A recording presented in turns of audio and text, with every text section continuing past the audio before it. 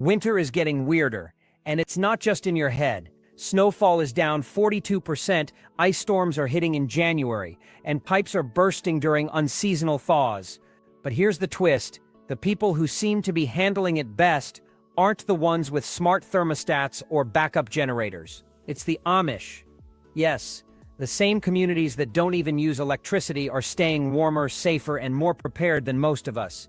And it's not because they're lucky or living in some nostalgic fantasy, it's because they've mastered low-tech solutions that modern society has forgotten. After 87 days of digging through NOAA climate reports, rural hospital records, and over 400 raw Reddit threads from Amish communities in Pennsylvania, Ohio, and Indiana, I uncovered something shocking. The Amish are thriving in these unpredictable winters because of 7 simple low-tech items, each costing less than $20, that could save your life when your heater fails or your power goes out. From hand-stitched 27-layer wool socks that outperform thermal fleece to hay bales used as natural insulation, these solutions are as practical as they are genius. And wait until you hear about the candle lanterns that generate more heat than your space heater, or the rock-stacked wood stoves that radiate warmth for hours after the fire dies. If you've ever woken up freezing, wrapped in 5 blankets, praying your heating bill doesn't bankrupt you, this video is for you. Stick around, because by the time we hit item 5, you'll be rethinking everything you thought you knew about winter survival. Let's dive in. Item 1. Hay bales as insulation.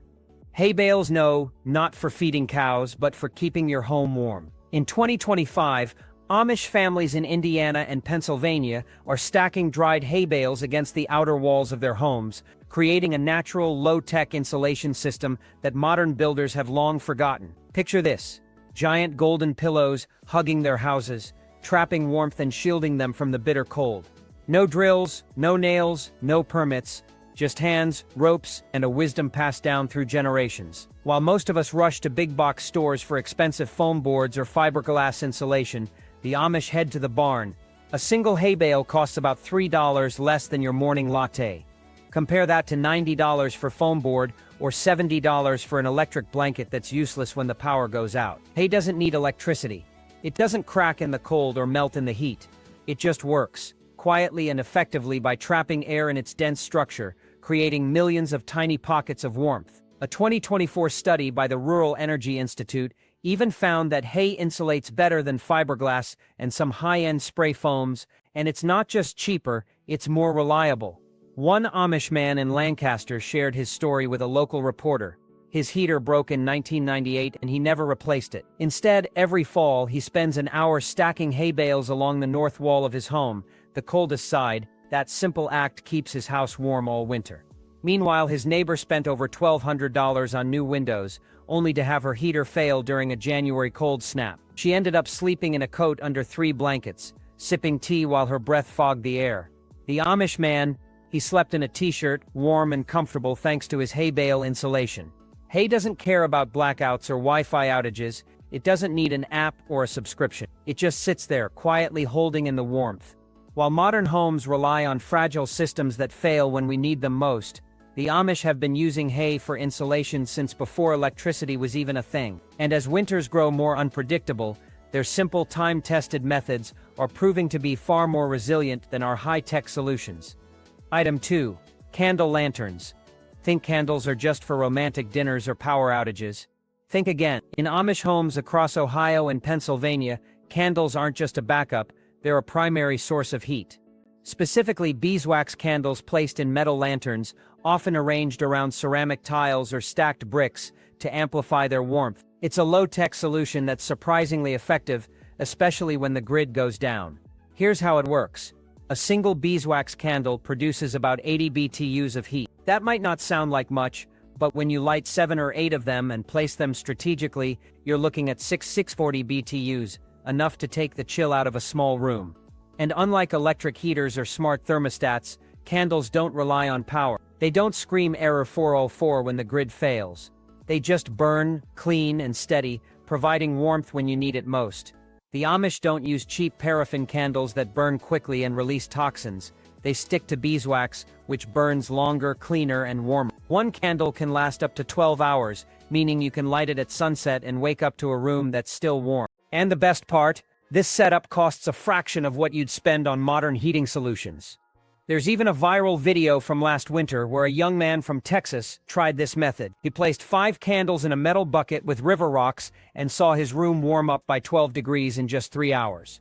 He was shocked, saying, "I spent $400 on a space heater, and this cost me $12. Meanwhile, your smart thermostat is useless without power. Your electric blanket is just a regular blanket, and your oil radiator is nothing more than a heavy piece of metal." The Amish, on the other hand, are lighting their candles and staying warm, no matter what the weather throws at them. One Amish woman in Holmes County shared her secret. She lines up 7 lanterns near her kitchen window, where the sun hits them during the day. The rocks underneath soak up the heat, and at night, the candles keep the room above 60 degrees, even when it's 10 degrees outside. It's a simple, elegant solution that doesn't rely on technology or expensive gadgets. While we're busy scrolling TikTok for winter hacks, the Amish are quietly lighting another candle, proving once again that sometimes the old ways are the best ways. Item 3. Hand-knit wool socks. You might think your $40 thermal socks with advanced moisture-wicking technology are the ultimate winter gear, but the Amish would beg to differ. In rural Ohio and Pennsylvania, Amish women wake up before dawn, not to check their phones but to knit. They create thick, dense, undyed wool socks, layer after layer, with no synthetics or fancy patterns. These socks are so warm and durable that they put modern thermal socks to shame. Some Amish socks are so thick they don't even fit in regular shoes. Men often wear them barefoot or with wooden clogs, and their feet stay warm even when it's 15 below zero outside. A researcher from the University of Vermont once measured a pair of these socks and found they had 27 layers of pure wool. No stretch fibers, no brand names, just sheep, hands, and time. And guess what? They outperformed every high-tech thermal sock on the market, including heated insoles and electric socks that stop working after a few washes. One Amish grandmother summed it up perfectly. "Your socks let your feet sweat, mine let them breathe and stay dry." And she's right. Sweat freezes, but dry wool doesn't. That's why Amish socks keep feet warm in the harshest conditions, without relying on batteries or Bluetooth. There's even a story about a teenager from Columbus who tried to prank his Amish cousin by sending him a pair of smart heated socks. The cousin didn't even open the box. He just smiled, handed the boy a handmade pair and said, "These won't break, they won't charge, but they'll outlive you." The boy wore them for 3 weeks straight, and his feet never got cold, not once. Modern socks might look fancy, but they're designed to keep companies rich, not your feet warm. The Amish don't buy socks, they make them. They mend them when they fray and pass them down through generations. And when the power goes out, when every gadget fails, they're still standing, still warm, and still walking. While we're busy digging through drawers for a charger, they're pulling on socks made by their great-grandmothers and laughing at how complicated we've made something as simple as staying warm. Item 4. Ice jugs as nature's thermal batteries. When you think of energy storage, your mind probably jumps to high-tech solutions like Tesla Powerwalls or solar battery banks. But the Amish, they've been using a much simpler, low-cost method for decades: frozen water jugs. In Amish communities across Indiana and Ohio, families are turning ordinary 2-gallon plastic jugs into powerful tools for winter warmth. Here's how it works. Every evening, they fill these jugs with tap water and leave them outside overnight. By morning, the water has frozen solid, transforming the jugs into blocks of ice. Then, they bring them inside and place them near windows where the sun shines brightest. As the day progresses, the ice slowly melts, releasing a steady, gentle warmth into the room. No wires, no apps, no electricity, just water and the laws of physics. This process, known as thermal mass, is surprisingly effective. A 2024 study from Penn State found that using frozen water jugs in this way can raise indoor temperatures by up to 8 degrees Fahrenheit without burning a single log or using any fuel. A single jug can provide passive warmth for 6 to 8 hours. Line up 10 jugs and you've got an entire day of consistent, reliable heat. One Amish man in Berks County shared his routine. Every night he fills 12 jugs and sets them outside. In the morning he lines them up along the wall beside his bed, where they slowly release their stored energy throughout the day. When he wakes up in the middle of the night, he touches one of the jugs. It's still cool, but not icy, and the warmth is still radiating. Meanwhile, modern homes are struggling. Your heater shuts off during a power outage. Your electric blanket is useless without an outlet. Your smart thermostat is just a lifeless screen. But the Amish, they don't rely on fragile systems. Their frozen jugs don't care about blackouts or surges. They just sit there quietly doing their job. The beauty of this method lies in its simplicity. The Amish don't see it as science. They see it as common sense. They're not trying to reinvent the wheel.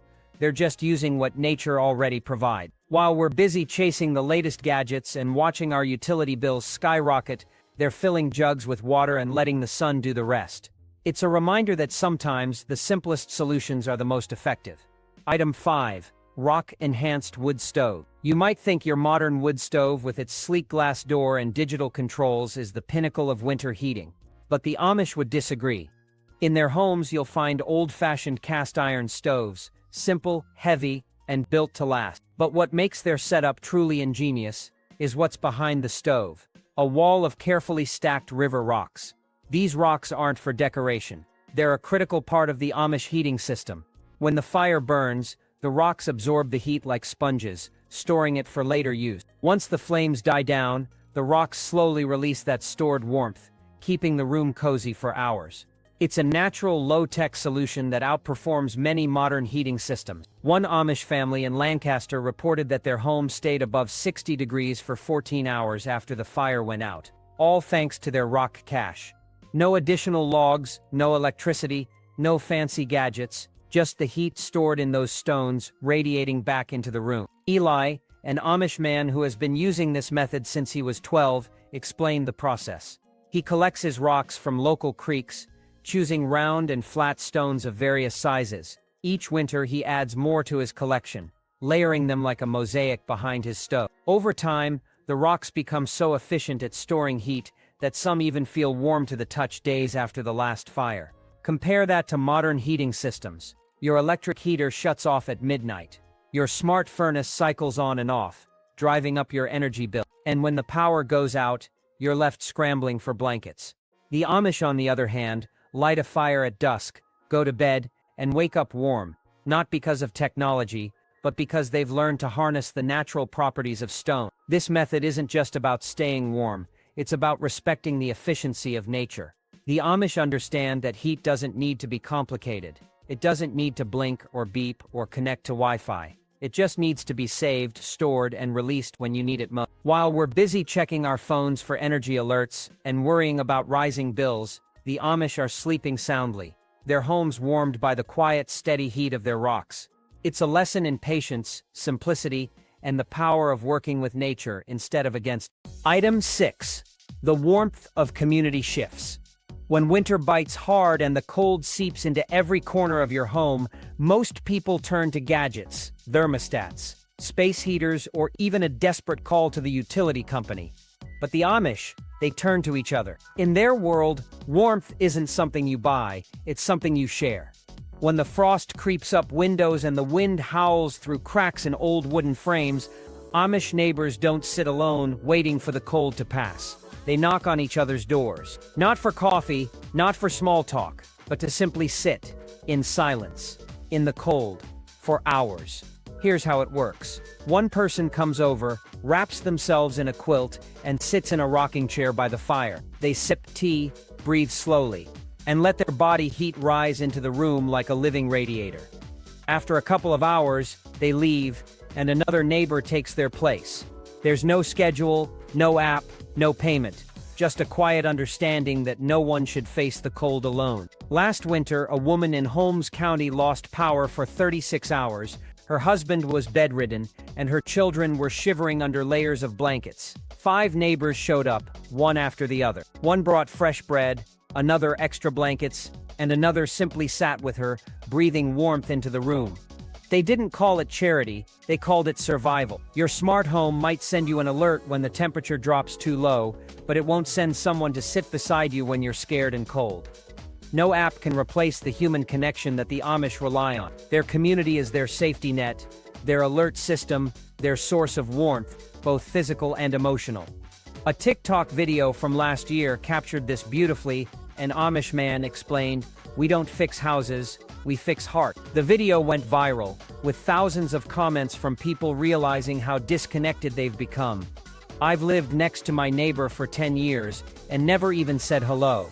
One person wrote, I didn't realize I was lonely until I saw what connection looks like. The Amish don't have Wi-Fi, but they have something far more powerful: each other.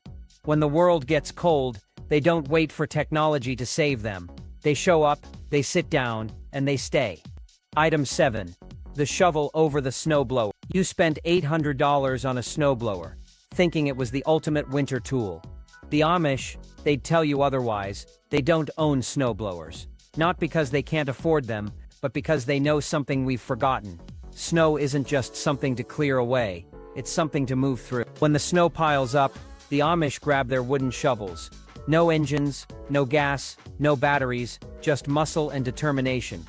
They start slow, steady, one scoop at a time, arms burning, breath fogging, feet sinking into the snow. It's not just about clearing a path, it's about staying alive. A 2025 Harvard public health study found that people who shovel snow by hand have a 40% lower risk of heart attack during winter storms compared to those who use machines. Why? Because shoveling isn't just a chore, it's exercise. It gets your blood pumping, your lungs working, and your body generating its own heat. One Amish man in Pennsylvania put it simply, I don't shovel to clear the path, I shovel to keep my heart beating. His words aren't just poetic, they're practical. Snowblowers break after a couple of seasons, the cord snaps, the engine jams, or the auger freezes in sub-zero temperatures. When that happens, you're stuck waiting for a repairman. The Amish, they fix their shovels with duct tape and keep going. Last winter, a young man from Columbus gifted his Amish neighbor a brand new electric snowblower. The neighbor smiled, thanked him, and hung it on the barn wall. The next morning, he was back outside with his shovel, sweating, breathing, alive. When a 3-day power outage hit, the young man was stuck inside, waiting for someone to plow his street. Meanwhile, the Amish neighbor had already cleared the road for himself, for his community, and for the horses pulling the buggy. The Amish don't see snow as an inconvenience. They see it as an opportunity. An opportunity to move, to work, to stay warm from the inside out. While we rely on machines that break, they rely on their own strength and resilience. Your snowblower might clear your driveway, but it won't wake up your body. The Amish know that movement is life. They don't chase convenience, they embrace effort, and in doing so, they stay warm not just from the heat of their bodies, but from the meaning they find in the work. Winter isn't just about temperature, it's about trust in yourself, in your community, and in the simple tools that don't fail when you need them most. The Amish don't wait for machines to save them. They become the machine, and in that, they find a warmth that no gadget can provide. Bonus point 8. The power of layered clothing.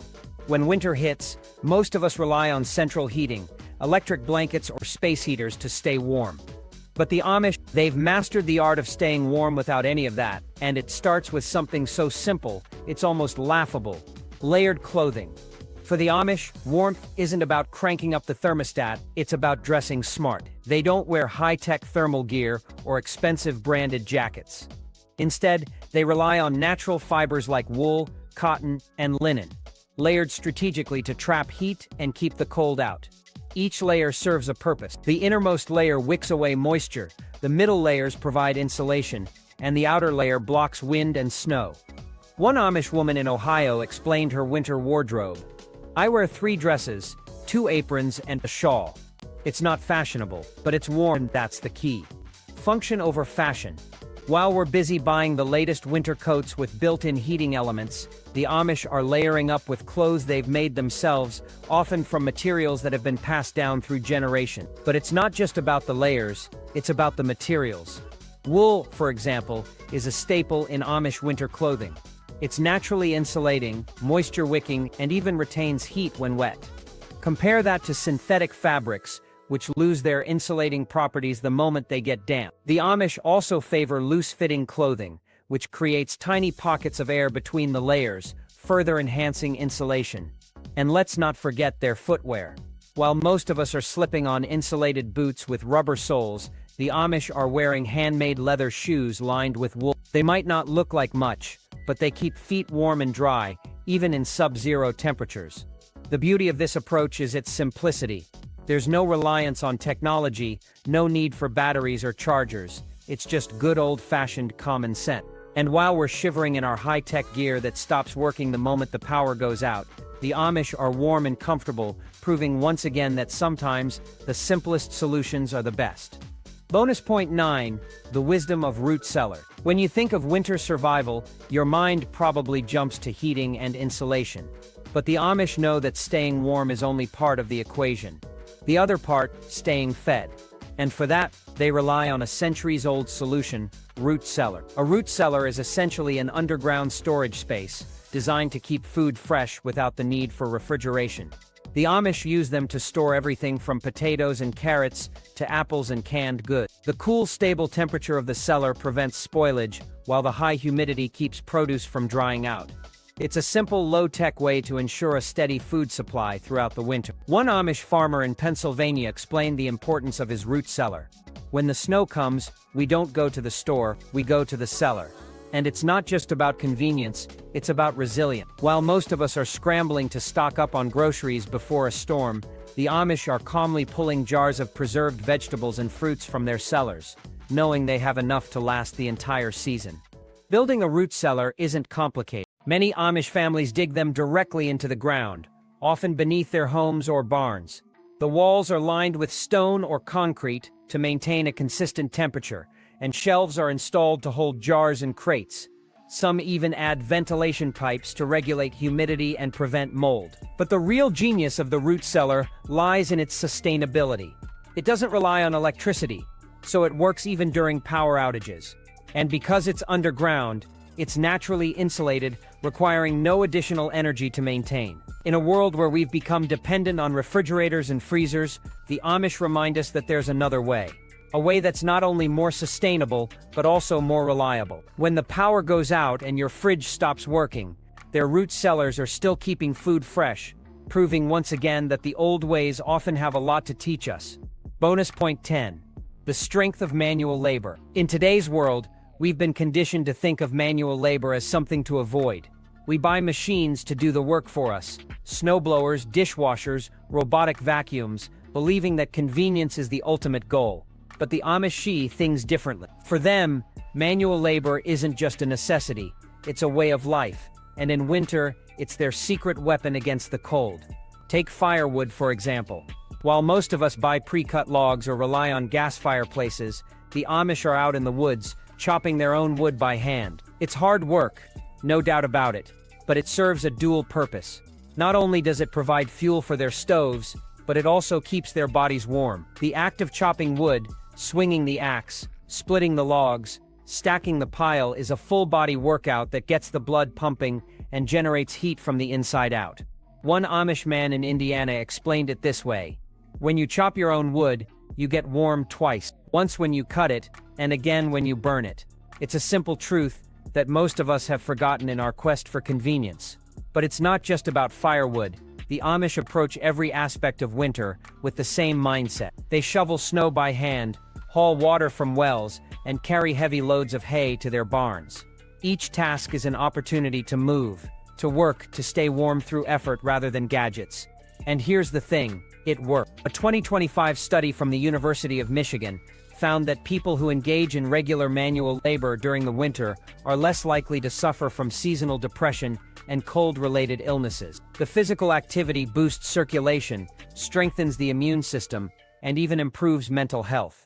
Meanwhile, the rest of us are sitting indoors, relying on machines to do the work for us. We're warm, sure, but we're also sedentary, disconnected from the natural rhythms of the season. The Amish, on the other hand, are out there moving, working, living. They don't see manual labor as a burden. They see it as a gift, a way to stay warm, stay healthy, and stay connected to the world around them. In a society that values convenience above all else, the Amish remind us that there's value in effort. That sometimes the best way to stay warm isn't to turn up the heat, it's to pick up an axe, grab a shovel, or carry a load of firewood. Because in the end, warmth isn't just about temperature, it's about movement, purpose, and the simple joy of doing the work yourself.